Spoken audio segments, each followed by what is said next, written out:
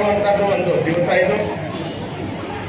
ಅದೇ ರೀತಿಯಾಗಿ ಈ ಶಾಲೆಯಿಂದ ತೇರ್ಗಡೆ ಹೊಂದಿ ಉನ್ನತ ಒಂದು ಕಕ್ಷೆಗೆ ಹೋಗುವಂಥ ವಿದ್ಯಾರ್ಥಿಗಳು ಅವರು ತಮ್ಮ ಸಹಪಾಠಿಗಳೊಂದಿಗೆ ಸಂಭ್ರಮಿಸುವಂಥ ದಿವಸ ಹಾಗೂ ತಮ್ಮ ಕಿರಿಯರಿಗೆ ಒಂದು ಪ್ರೋತ್ಸಾಹವನ್ನು ನೀಡುವಂತಹ ದಿವಸ.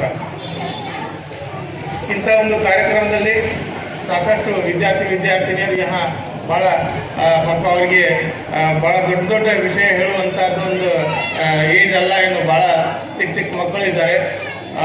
ಅವರು ಈಗ ಕ್ಷೇತ್ರ ಶಿಕ್ಷಣಾಧಿಕಾರಿಗಳು ಹೇಗೆ ಶಿಕ್ಷಣ ಅಂದರೆ ಏನು ಅನ್ನೋದನ್ನು ಅವರು ಭಾಳ ಚೆನ್ನಾಗಿ ಒಂದು ಕೊಟೇಶನ್ ಮೂಲಕ ತಿಳಿಸಿಕೊಟ್ರು. Knowledge is power. ಅದೇ ಹಾಗೆ ಇನ್ಫಾರ್ಮೇಷನ್ ಇಸ್ ಆಲ್ಸೋ ಪವರ್. ಇವತ್ತಿನ ಜಗತ್ತಿನಲ್ಲಿ ಯಾರ ಹತ್ತಿರ ಎಷ್ಟು ಇನ್ಫಾರ್ಮೇಷನ್ ಇದೆಯಲ್ಲ ಅವರು ಅಷ್ಟು ಶಕ್ತಿವಂತರು. ಇನ್ಫಾರ್ಮೇಷನ್ ಅಂದರೆ ಯಾವುದೇ ಥರ ಇನ್ಫಾರ್ಮೇಷನ್ ಇರಲಿ, ಅದು ಆ information knowledge that is power. So ನೀವೆಷ್ಟೋ ಜನ ನೋಡಿರಬೇಕು, ಅವ್ರ ಕಡೆ ಭಾಳ ಬಂಡವಾಳ ಇರೋದಿಲ್ಲ ಅಥವಾ ಭಾಳ ಇನ್ವೆಸ್ಟ್ಮೆಂಟ್ ಇರೋದಿಲ್ಲ, ಬಟ್ ನಾಲೆಜ್ ಇನ್ಫಾರ್ಮೇಷನ್ ಅದರಿಂದನೇ ಸಾಕಷ್ಟು ಒಂದು ಕೀರ್ತಿ ಗಳಿಸಿರ್ತಾರೆ, ಒಂದು ಕ್ಷೇತ್ರದಲ್ಲಿ ಒಂದು ಹೆಸರು ಮಾಡಿಕೊಂಡಿರ್ತಾರೆ. ಸೊ ಅದಕ್ಕಾಗಿಯೇ ನಾಲೆಜು ಮತ್ತು ಇನ್ಫಾರ್ಮೇಷನ್ ಅನ್ನೋದನ್ನು ಪವರ್ ಅಂತ ಈಗ ನಾವೇನು ಈಗಿನ ಜಗತ್ತಿನಲ್ಲಿ ಬಲಶಾಲಿಗಳಾಗಿರಬೇಕು, ನಾಯಿಗಳು ಬಹಳ ಕಷ್ಟಪುಷ್ಟವಾಗಿರಬೇಕು, ಅದನ್ನು ಪವರ್ ಇಲ್ಲ. ಈ ಸಲ ಇವನ್ನು ಮನಿ ಯಂತ್ರನು ಹಣ ಆದರೂ ಕೂಡ ಅಷ್ಟೊಂದು ಪ್ರಾಮುಖ್ಯ ವಹಿಸ್ತದೆ, ಬಟ್ ಅಷ್ಟೊಂದು ಈ ನಾಲೆಜ್ ಮತ್ತು ಇನ್ಫಾರ್ಮೇಷನ್ ಮುಂದೆ ಅದು 2ನೇ ನಂಬರ್ ಬರುತ್ತೆ. ಸೊ ಈ ಎಲ್ಲ ಮಕ್ಕಳಿಗೆ ಹೇಳೋದೇನೆಂದರೆ, ಸೊ ನೀವೀಗ ಈ ಒಂದು ವಿದ್ಯಾಲಯದಲ್ಲಿ ಶಿಕ್ಷಣವನ್ನು ಅರ್ಜನೆ ಮಾಡ್ತಾ ಇದ್ದೀರಿ. ಈಗ ನೀವು ನಿಮ್ಮ ಶಿಕ್ಷಣ ಅಧಿಕಾರಿಗಳು ಹೇಳಿದಾಗೆ ಒಂದು ಏಕಾಗ್ರತೆ, ಕಾನ್ಸಂಟ್ರೇಷನ್ ಅನ್ನೋದು ಮುಖ್ಯ. ಬಟ್ ನಾನು ಈ ಪುಟ್ಟ ಮಕ್ಕಳಿಂದ ಅದನ್ನು ಎಕ್ಸ್ಪೆಕ್ಟ್ ಮಾಡೋದಿಲ್ಲ. ಅವ್ರು ಈ ಥರ ಇದ್ರೇ ಚಂದ್ರ, ಈ ಥರ ಅದು ಅವರ ಒಂದು ನೇಚರ್, ಅದು ಒಂದು ಚೈಲ್ಡ್ಹುಡ್ ನೇಚರ್ ಅಂದ್ರೇ ಇದು ಚಂಚಲ ಮನಸ್ಸು, ಅತಿ ಉತ್ಸಾಹ, ಇವೆಲ್ಲ ಇದ್ರೇ ಅದು ಒಂದು ಚೈಲ್ಡ್ಹುಡ್ ಅನ್ನೋದು. ಸ್ವಲ್ಪ ಇನ್ನೂ ಸ್ವಲ್ಪ ದೊಡ್ಡವರು ಆಗ್ತಾ ಹೋದಂಗೆ ಅವರು ತಮ್ಮ ಜವಾಬ್ದಾರಿಗಳನ್ನು ಅರಿತಾರೆ. ಅವರು ಹೇಗೆ ನಾವು ಇರಬೇಕು, ಹೇಗೆ ನಾವು ಅದನ್ನು ಮಾಡಬೇಕು ಅನ್ನೋದನ್ನು ಕಲಿತಾರೆ. ಒಂದೇ ಒಂದು ವಿದ್ಯಾರ್ಥಿಗಳಿಗೆ ಹೇಳೋದಂದ್ರೇನು, ಡಿಸಿಪ್ಲಿನ್.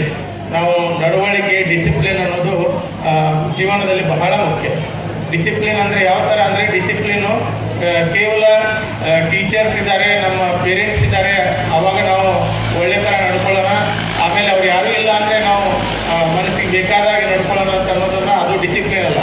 ಡಿಸಿಪ್ಲಿನ್ ಅಂದರೆ ನಿಮ್ಮನ್ನ ಯಾರು ನೋಡಲೇ ಇರಲಿ, ಯಾವತ್ತು ನೀವು ಯಾರ ಗಮನದಲ್ಲಿ ಇರಲಿ ಅಥವಾ ಇರದೇ ಇರಲಿ, ಡಿಸಿಪ್ಲಿನ್ ನಿಮ್ಮ ಅಂತರಂಗದಿಂದ ಬರಬೇಕಾಗುತ್ತೆ.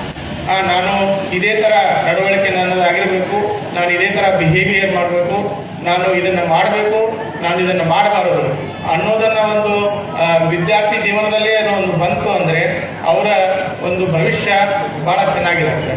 ಸೊ ಅದಕ್ಕಾಗಿ ಈ ನಡವಳಿಕೆ, ಡಿಸಿಪ್ಲಿನು, ಎಟಿಕೇಟ್ಸ್ ಇವೆಲ್ಲ ಏನು ಭಾಳ ಇಂಪಾರ್ಟೆಂಟ್ ಇವು. ಇಲ್ಲ ನಾನು ಮುಂದೆ 10th pass ಆದಿಂದ 11th 12th pass ಆದಿಂದ ನಾನು ಡಿಗ್ರಿಯಲ್ಲಿ ಬಂದ್ಕೊಳ್ಳಿ ನನ್ನ ನಡವಳಿಕೆನ ಸುಧಾರಿಸ್ತೀನಿ, ನಾನು ಅವಾಗ ಡಿಸಿಪ್ಲಿನ್ ಆಗ್ತೀನಿ, ನಾನು ಇವಾಗ ಹೇಗಾದರೂ ಇರ್ತೀನಿ ಅಂತೇಳಿ ಅದು ಅಲ್ಲ.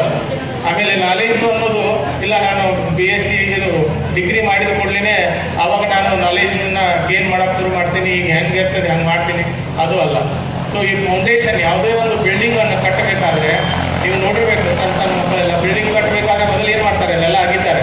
ಬಿಲ್ಡಿಂಗನ್ನು ಮ್ಯಾಗೆ ಇರೋದಕ್ಕಿಂತ ಮೊದಲು ಕೆಳಗಡೆ ಹೋಗುತ್ತೆ. ಅದು ಮೊದಲೇ ಕೆಳಗಡೆ ಮ್ಯಾಗಲೇ ಶುರು ಮಾಡೋದಿಲ್ಲ, ಮೊದಲು ಕೆಳಗಡೆ ಕಟ್ಕೊತ ಬರ್ತಾರೆ. ಮೊದಲು ಕೆಳಗಡೆ ಅಲ್ಲಿ ಒಂದು ತೆಗಿತಾರೆ, ಒಂಥರ ಅದನ್ನು ಡಿಗ್ ಮಾಡ್ತಾರೆ. ಡಿಗ್ ಮಾಡಿದ ಕೂಡಲೇ ಅಲ್ಲಿಂದ ಬಿಲ್ಡಿಂಗ್ ಎಬ್ಬಿಸ್ತಾರೆ. ಸೊ ಯಾಕೆ ಎಬ್ಬಿಸ್ತಾರೆ ಅಂದರೆ ಅದು ಫೌಂಡೇಶನ್ ಅನ್ನೋದು ಭಾಳ ಗಟ್ಟಿ ಬೇಕು. ಫೌಂಡೇಶನ್ ಎಷ್ಟು ಗಟ್ಟಿಯಾಗಿರುತ್ತೆ ಅಷ್ಟು ಎತ್ತರಕ್ಕೆ ನೀವು ಅದನ್ನು ಬಿಲ್ಡಿಂಗನ್ನು ಎಬ್ಬಿಸ್ಬೋದು. ಫೌಂಡೇಶನ್ನೇ ಇಲ್ಲ, ಕೇವಲ ನೆಲದ ಮೇಲೆ ಎಬ್ಬಿಸ್ತೀನಿ ಅಂದರೆ ಅದು ಯಾವಾಗ ಬೆಳಕು ಯಾವಾಗಿಲ್ಲ ಅನ್ನೋದು ಹೇಳೋಕ್ಕಾಗೋದಿಲ್ಲ. ಅದಕ್ಕಾಗಿ ಫೌಂಡೇಶನ್ ಅನ್ನೋದನ್ನು ಈಗೇನು ನೀವು ಕಲಿತಾ ಇದ್ದೀರಲ್ಲ, this is foundation, this is called foundation. ನೀವು ನಿಮ್ಮ ಭವಿಷ್ಯಕ್ಕೆ ಒಂದು ಫೌಂಡೇಶನ್ ಹಾಕ್ತಾ ಇದ್ದೀರ. ನೀವು ಮುಂದೆ ಏನಾಗಬೇಕು ಅನ್ನೋದನ್ನು ಅದಕ್ಕೊಂದು ಫೌಂಡೇಶನ್ ಹಾಕ್ತಾ ಇದ್ದೀರ.